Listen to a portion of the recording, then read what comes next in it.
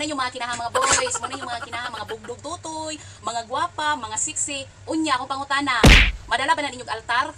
Madala ba na ninyo patubang sa inyong ginikanan nga inana ka laway kayo sa ngatanan? Ha? Muna yung kinahang. Kini pong bayhanan kung ako mo'y ginikanan ani, kung ako mo'y iyaan ani, kung ako mo'y magulang ani nga kung ako mo'y ate ani, gibastrok ta na ka. Napakay bastrokon ta ka ha? Ha?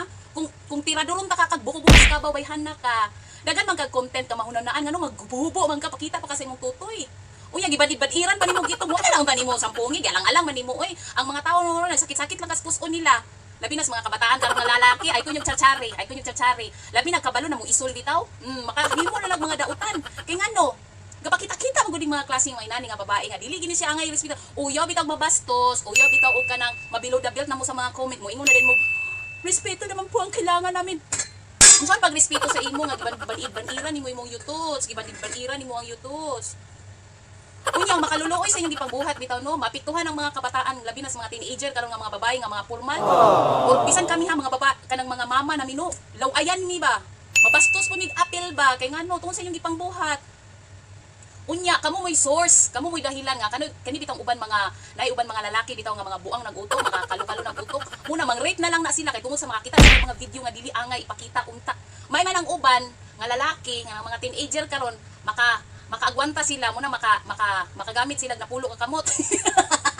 Ay kun yung tsari tinuod na unya luoy kang dingding sa balay sa inyong iyaan, sa inyong lula, sa inyong mama. Bitaw girls die. Kung kinsa may inahan ani, angay na ni santalanahan na ning bayhanan ni. Daghan kayo ni, daghan ni nga klase nga video nga gikalat na karon sa TikTok, gikalat na sa mga page. I don't know nganong dili ni siya ma-report. I don't know dili ni siya ma-delete. Kini pus Uncle Mark ba? Pabor-pabor kayo ba? Pabor-pabor. Uyoy nung kanang naay mga vlogger nga mga naay kabuluhan nga content, once nga i-report mawala na ang uban ma-block na dayon. Kaning mga inani nga content dili ni siya angay. Dili gini siya angay pag ipakita sa katawhan ngano. Ang mga kabataan karon kasagara gapananaw na og Facebook mo na lang kalingawan unya kung makita sila inana makatuon mon sila dili maayo. Uyaw lang og kanang mas maayo lang anay mga ginikanan nga atubang sa ila perminti para mabadlong o magaidan sila. Pero Diyos ko Lord, Ginoo ko. Respeto pud mo day, respetuha pud ninyong kagalingon kung naa mo'y respeto. Respetuha pud. Ha? Respeto pud mo sa mga walay tutoy.